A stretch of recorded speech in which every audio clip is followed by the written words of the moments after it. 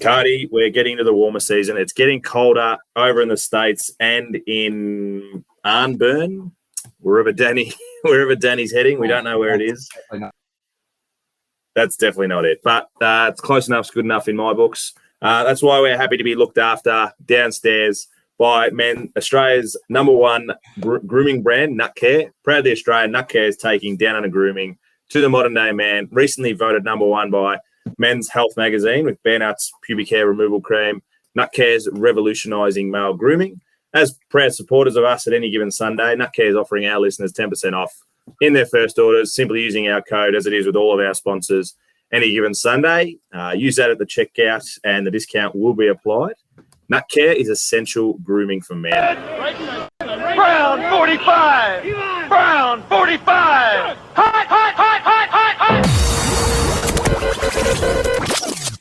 You are listening to Any Given Sunday, Australia.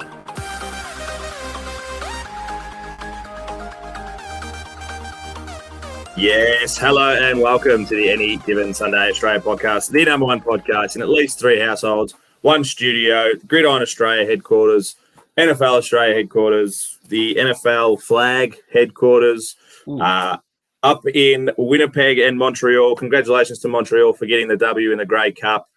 Where else we haven't had any interviews lately, so that's pretty much it. Where we're number one, mate. Just as long as we're growing, that's all good. And wherever, I couldn't say the word, but wherever Danny is heading today, the number one, he's in Denmark, isn't he? That was what he said to us. Yeah, he's in Denmark. Absolutely butchered the name. I think it's Aarhus. We'll pronounce it Aarhus. Yeah, I was running off the top of my head. So as you heard, as always, joining us down in his basement, TC24 at Tim Cardi, AGSAU. How are you, mate? I'm good, brother. Going very well. Happy to be here, as always. I do appreciate the little message in the chat, but I will back myself. I did remember this time. I was just working. You definitely didn't. No, I did. I just had to do what I had to do to start with. I had the ad read, and I thought it was probably one of my better ones recently, which is saying a lot. I couldn't hear half of it because it was delayed. But anyway, that's neither here nor there. That's good. That's all back end. Yeah, exactly. As always, head over to our link tree. The Zone has got Thanksgiving specials, so it's only getting cheaper. Dan's in the Zone. So really do yourself a favour heading into the playoffs. There's all the 360 E60s. You get the games in 40. You get everything. It's cherry ripe. And you also find our merch store there. Up on our Twitter, you'll see some of the jumpers that I've made. Make sure you get yourself kitted out as we head into the warmer summer. Kitted out with some fresh jumpers. Oh, winter of you overseas. Yes, we do send overseas, so make sure you hit that up. We've got a quick one tonight. There's a little bit going on that we're going to have to talk about. An injury that is not some great news for us, New Orleans Saint, but we will get on to that. And, of course, bugger it, we'll get straight into it. It's brought to you, our Dr. Danny. Do we play the Dr. Danny because he's not here? Yes, always. All right. Well, so Dr. Danny's brought to us, I'll say it now, brought to us by our good friends at C2C Rare Threads. Same as Nut Care. The code is Any Given Sunday at the checkout.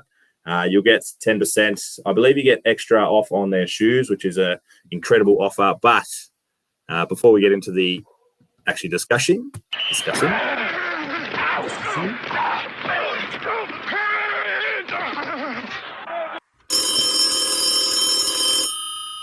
Thank you for calling Dr. Danny's office. Dr. Danny's out, but we've got Nurse Cardi in. But I'm actually going through. Nurse McMillan is having a chat about what has happened for our New Orleans Saints wide receiver Michael Thomas today. He was placed on IR, which is a shame. So he'll be out for the next 4 weeks, but he will be eligible for a return in week 16 against the Rams if he's all good. He's out with a knee injury. It doesn't say they've actually talked about an ankle injury. So it's funny that he's gone on for a knee injury, but he's had a wretched couple of years. He signed a massive $100 million deal in 2019, which he actually then went out to be named the Offensive Player of the Year that year with 149 catches. It was a huge year. I remember it well. But since then, he had ankle surgery before the 2021 season, which pretty much kept him out, I think, for the whole season, Cards. Then he played three games. Form list, yeah. Yeah. Then he played 3 games in the 2022 season, but dislocated his toe in the 3rd game and ended up missing the rest of the season. So he's had a wretched time. He has played 10 games this season for 39 catches and 448 yards. Not ideal timing for the Saints, mate.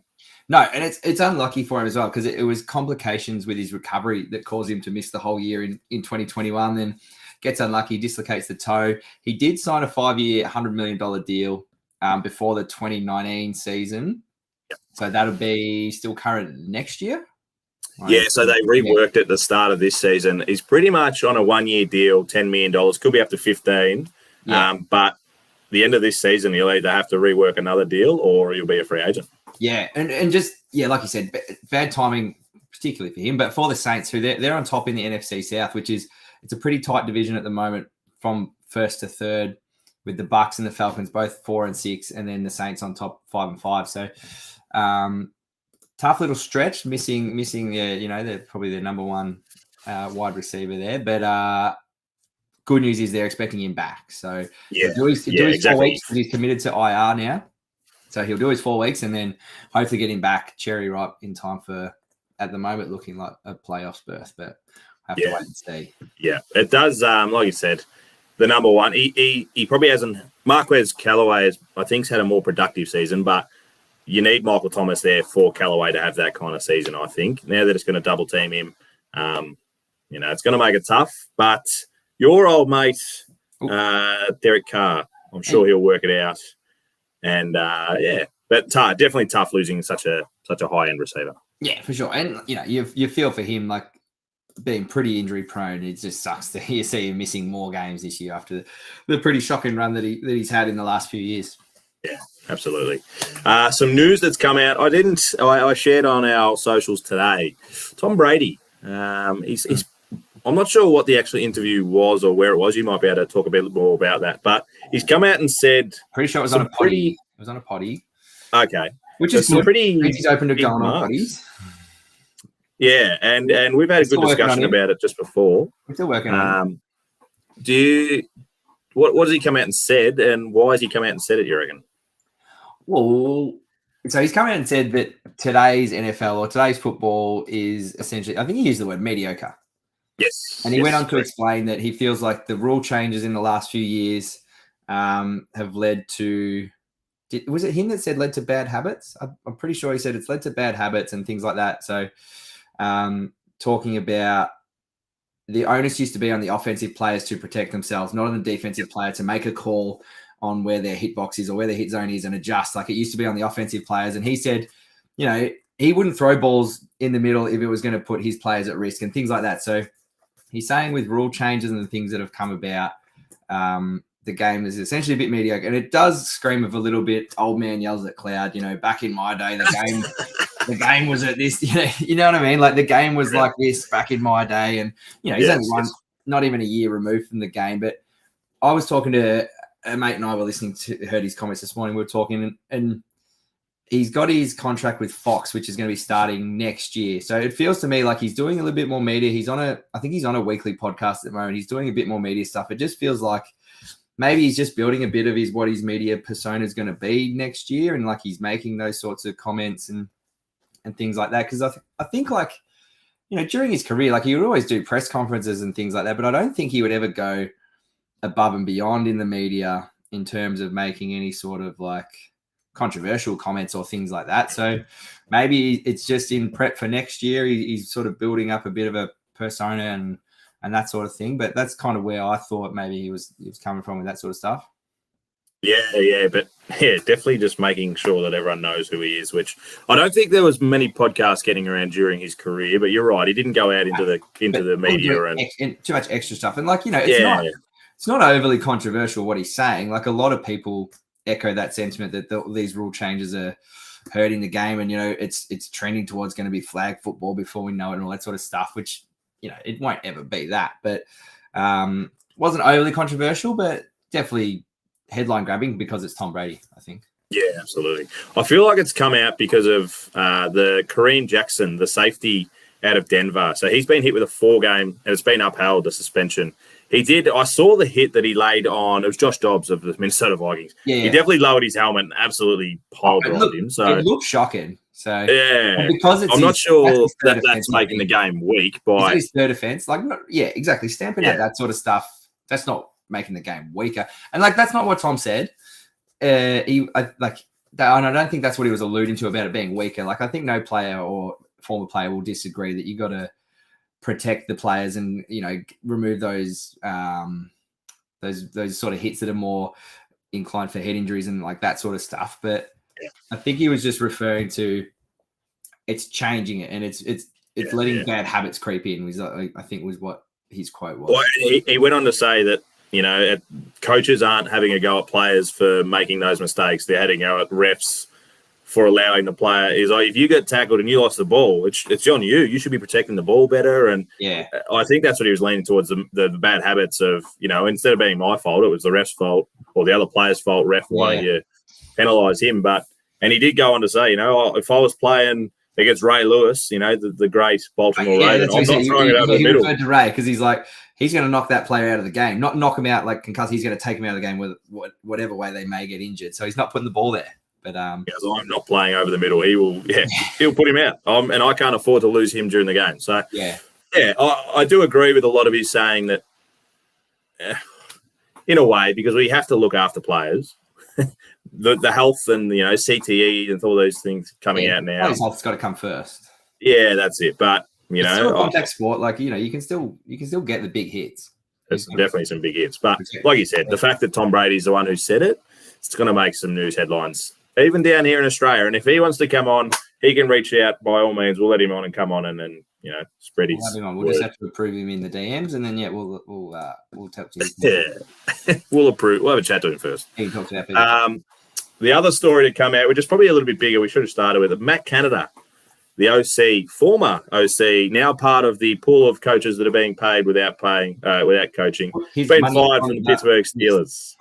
Yeah, did we literally talk about this last ep or two ago? We talked about how he's in the hot seat, I reckon, yeah. Yeah, I think, we're referring to him being in the hot seat. But, it's come out. I think initial reports were that the owner or the interim owner or the acting owner, whatever his title is at the moment, Artie something, he fired him. But then Mike Tomlin came out in his press conference and said, I was the one that removed him. It was my decision. It's not easy. I don't like doing it. Head coach. Good head coach. Yeah, because it looks like I'm shifting the blame. And so he didn't love doing it, but just there was so much noise and so much pressure from what is a massively passionate fan base. And the evidence was there. They were just struggling on offense. That was 28th in points per game, 28th in yards per game. Yeah. And I reckon they were close to bottom in yards per play or something like that. So it just wasn't cutting it. So something had to give. Tomlin's not going to go. Kenny Pickett's not going to go. They're at least going to see the year out with him. That for sure. So unfortunately, Matt Canada was the one that was copping all the heat. And it's the buck stopped with him, and he's been let go. Yeah, so it will be a discussion for the next episode of who else is in the hot seat, I think.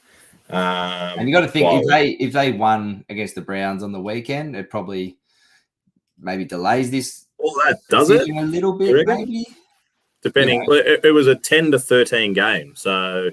But if you win, if you're winning, winning covers things, doesn't it? Makes a difference. Yeah, it's such a results-oriented business or results-driven business, and like Mike Tomlin referred to that as well. There wasn't in Canada's tenure that he said that there wasn't improvement or enough improvement or what did he say? It was like enough rapid improvement or over his tenure. So just the results weren't there.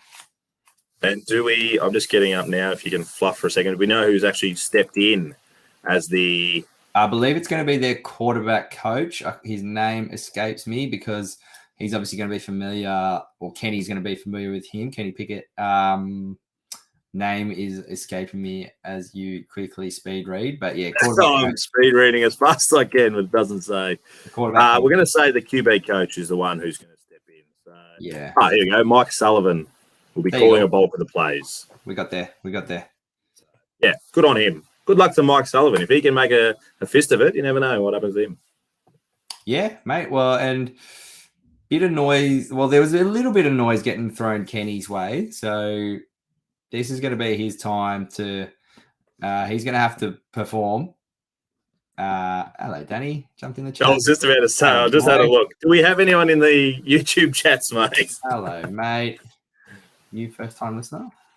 First-time listener, long-time caller. Yeah. Yeah. So Kenny's going to have to perform because now Canada's been removed. It's almost like that excuse is gone.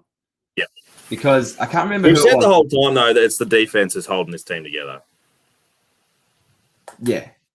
Yeah, well, because they've been doing nothing on offense.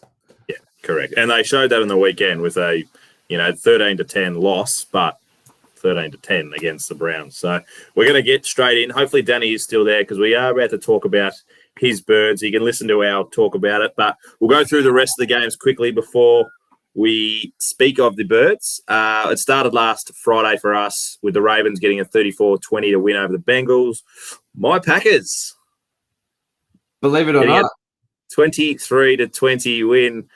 And I don't understand how, but we are in all of those, chance of making the playoffs. In the hunt. The Packers are still holding on, which, hey, I've looked at our schedule. I've got us going 5-2 for the rest of the season. So, you're 4-6. So, you never know.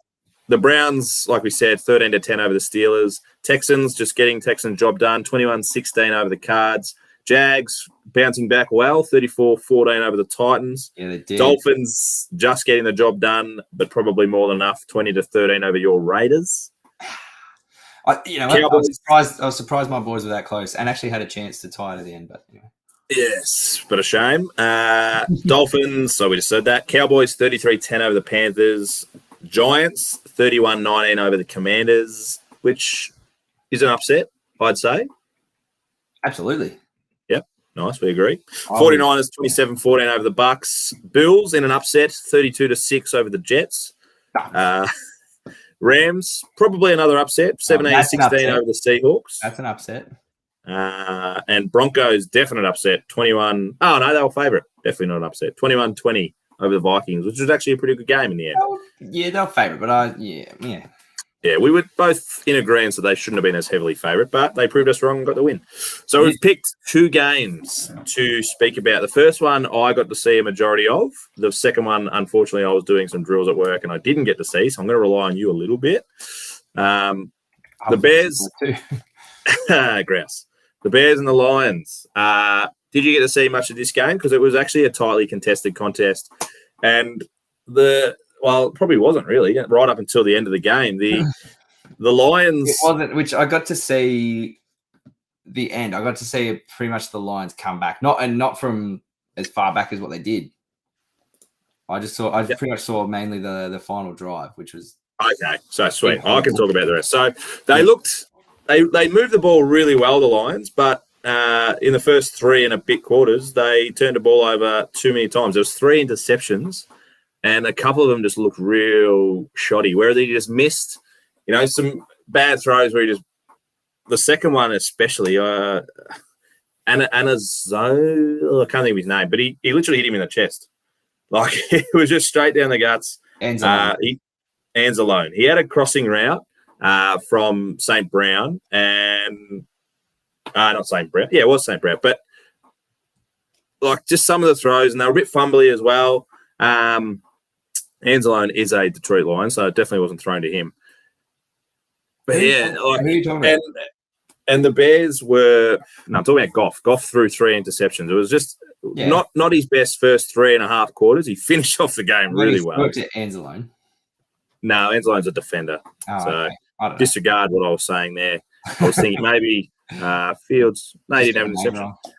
I did. But Fields, no, he looked really good. Was happy to throw the deep ball. He got a DJ Moore, scored his first touchdown in... He got over 100 yards on his own legs. Yeah, and was rushing the ball quite well because it was his first game back after a couple of weeks off. They had Sargent. Can't think of his name. Their backup was in for a few weeks. So I think a lot of Chicago fans were actually pretty excited to have Fields back. And for the first 3 and a bit quarters, he was looking... he was looking the goods. He went 16-23 for 169 with a touchdown. But like you said, 18 carries for 104 yards which he was definitely their highest rusher. DJ Moore, 7 receptions for 96, and then really spread it out from there.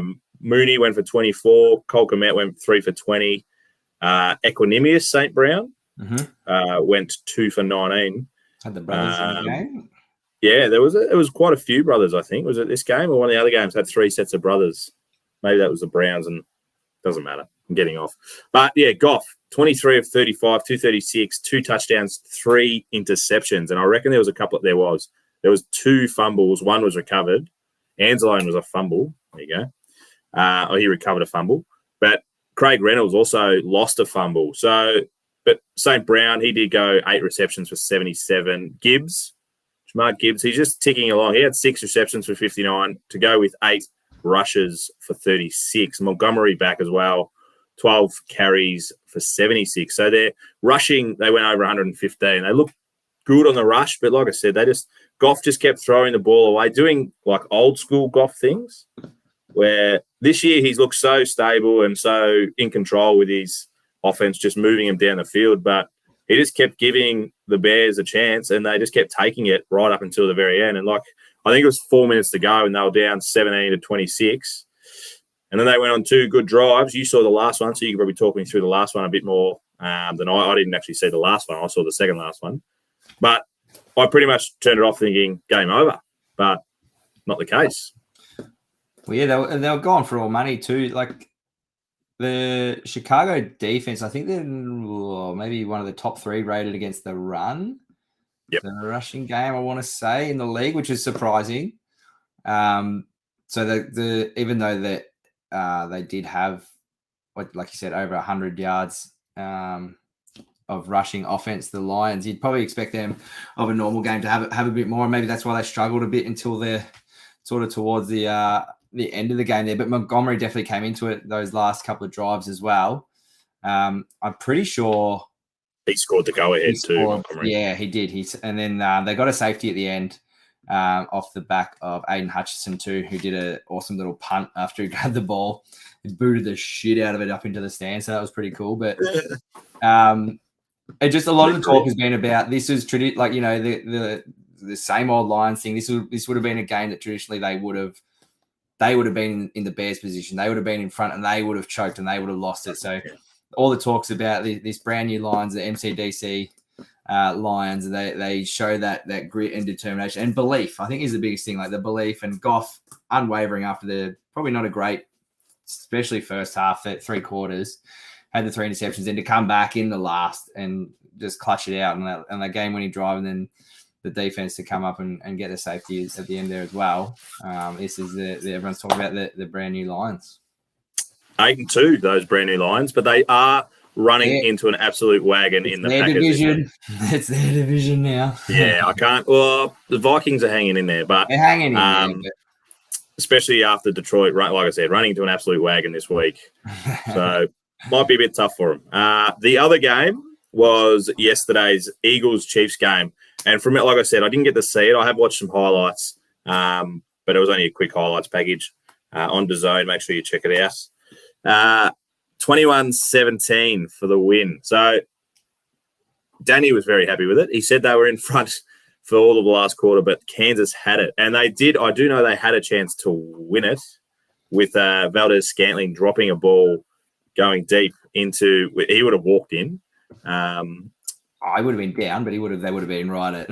Well, if he was down at the 3 or 4 yard line. But Hurts, 14 of 22 for 150, pretty stock standard, 12 carries for 29 yards and 2 touchdowns. I'm imagining most of them would have been, brotherly shoves. It was a brotherly shove, yeah. Yeah, didn't throw a touchdown, but it did have an interception. So he is still prone to giving the ball up. Hurts, is that something they have to really be worried about going deep into it? Well, it's only one. I mean, did he have a fumble? You're up against Kansas City, so he did have a fumble, but he recovered it. Fumble too, but he recovered it, so that's okay. So he's only had the 1 turnover.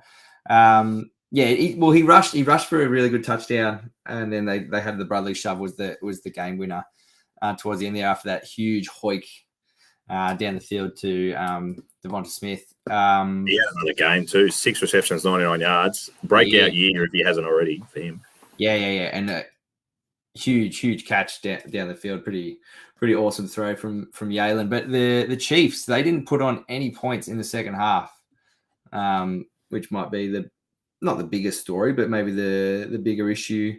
Coming I did see they haven't scored the second half. A bit like it was raining, like it was hard to tell, but you could tell they flicked to one camera and it looked really foggy and yuck. And then we'll go back to another camera and it was like full HD. And I didn't realize what was going on. And then until I saw a close up of a player's helmet and it had raindrops on it. So I was like, oh, it must be shocking conditions. But so maybe that it does suggest that, like Mahomes 24 of 43 for 177.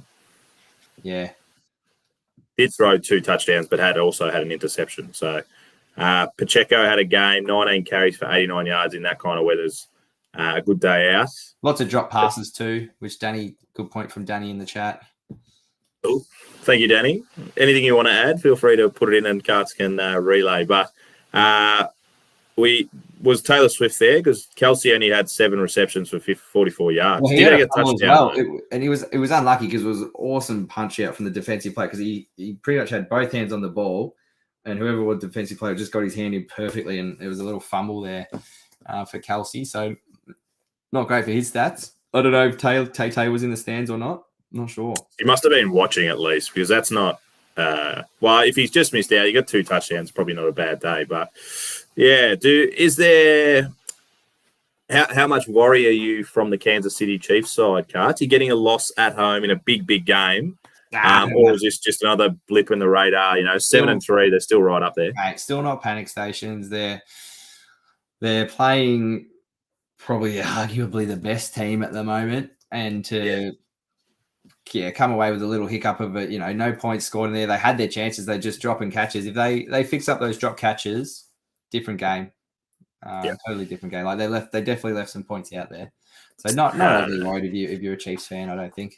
Yeah, in horrible conditions as well. You're probably not going to get that. You're not going to get that in Vegas. So if you get there, you'll be fine. I do see that Megs has just put on the chat that her birds are going to crush Danny's in 3 weeks' time. So that's definitely something we should keep an eye on. I don't have a question without notice for you, but I'm just thinking one now. It's not really a question without notice. Before we move on, because we just finished results, we should get into Lock of the Week, because that would flow. Well, this will lead straight into Lock of the Week, so it'll be a quick one. Wow. I just want to know, which bird do you have as the number 1 at the moment in the league? So do you have the Eagles or the Ravens? Eagles. See, I reckon the Ravens. I'd put the Ravens up there as being the best. But Eagles. Anyway, the number 1 segment is our LOTW hashtag. Hashtag LOTW. What have we got? Which is great that Danny's in the chat, because we talked about it when you put your lock in, Danny. You can't have the same team 2 weeks in a row. We've let you go for this week because you had the Cowboys back-to-back weeks, which you were successful this week. So you've moved on to a total of 6. Mac, you went for a little bit of spice. You took the Steelers. It was a brave decision. I liked it. Didn't pay off for you. So you're just stuck on 7. Charlie took the Lions. So he would have been a little bit nervous towards the end of that game as well, but he got away with one. No, not got away with one, but he had the win there. So he moves up to 6. And I took the Jags just because I know football, and I knew Trev and the Jags were going to bounce back, and they've absolutely stormed all over the top of whoever it was that they played. But they won there, and they Titans. The Titans, that's right. Yeah, that's right. We knew. So Danny, Charlie, and myself have all moved up to 6, and you're on 7. So we're coming for you. All right. No more same team 2 weeks in a row. Yes, do not pick the same team. Charlie knows it. He's already been stung with it earlier in the year, but yes, no more, Danny. Good. All right. We'll move on to this week, and we actually had to allow a little bit of time for this week's discussion of teams. Well, the early discussion, I should say, because there's actually Thanksgiving and there's 3 games on Friday. So, and we actually have a game Saturday, which we might be able to quickly touch on as well. But first game, 6:30 in the morning, I believe, for us, is my Packers versus Detroit Lions. I think we're looking at 4:30 in the morning, mate. So not as friendly, unfortunately. 4:30 a.m. All right. Perfect. That's what I wanted. Because they space the games out, so they're all standalone games, I think. They are, which I do like. It's a great day. It's a really great day. Yeah. So do you want to get the game and then a later game? Yeah. Yeah. If you can grab, Meg's just giving me a bit of grief in the chat. She can go and get stuffed. Can you get the line up for me, mate, and for these games? But the 64% of the cash is on the Lions, so I'm presuming they are well and truly favourites.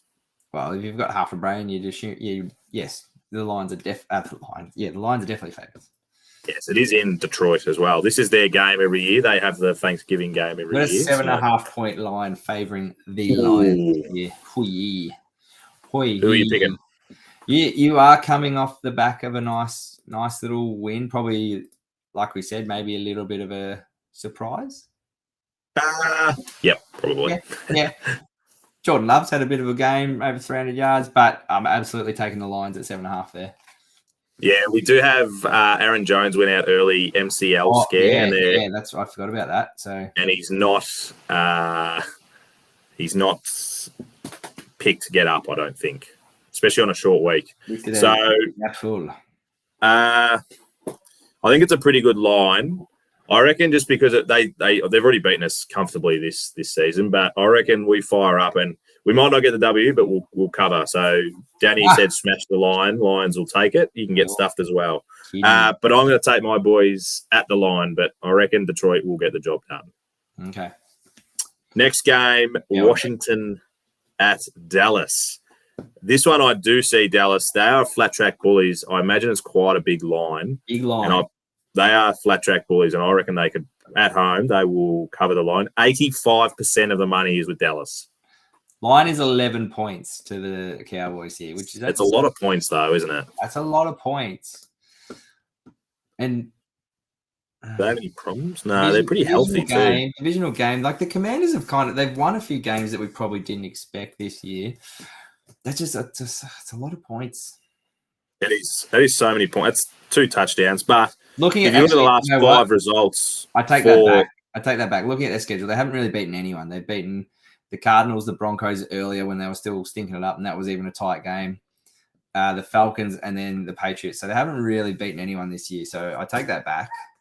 Coming off a loss to the Giants, who are terrible. And if you look at Dallas's last 5, they beat Chargers by 3, Rams by 23. They lost to the Eagles twice. They're just starting to launch. And then they went, 30 points to the Giants and 23 to Carolina. So really, 11's probably a bit light. You know what? I'm taking the Cowboys at 11. Flat track bullies, I'm on with you. Yeah, I love it. 49ers at the Seahawks. This one could be a sneaky good game. Megs won't be happy as talking about it. But another divisional game. Injury cloud around Geno, possibly. He went back into the game, but it says questionable. But also Kenneth Walker's questionable and DK Metcalf is questionable. 3 of their most important players on offense, arguably. Yeah. You know, obviously Tyler Lockett's in that combo too. But so the line's only at 7 points, which I think that's pretty friendly to the Seahawks. Meg says Geno will be back, Cards. So okay, well. That being said, I'm still going to take the 49ers at -7, I think. Yeah, especially when you look at the season leading stats. You've got Geno, obviously the quarterback. So Kenneth Walker is their biggest rushing, and Metcalf is their DK and Kenneth Walker not playing. So yeah, definitely give me the 49ers. Yeah, Purdy's just kind of bringing himself back. 73% of the cash is with the Niners. I imagine that's at the line. At head-to-head. Purdy coming off a game of a perfect passer rating. First one to do that. We probably should have mentioned that. It's the first time since like 1997 that Joe Cool? Yes, I would imagine it was something like that.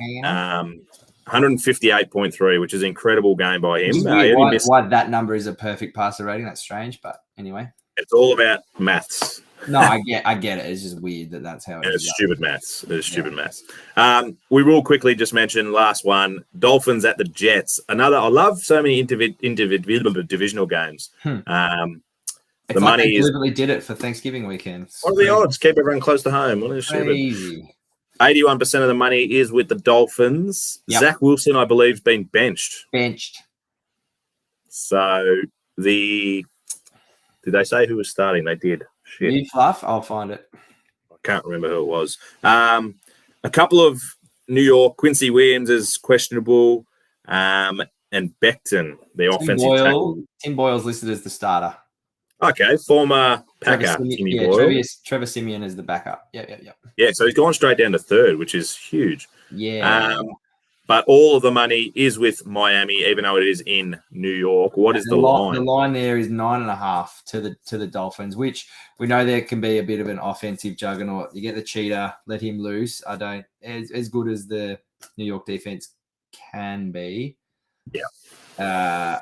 They get that running game going too with Mostert, and they don't stand a chance. They're a shambles at the moment.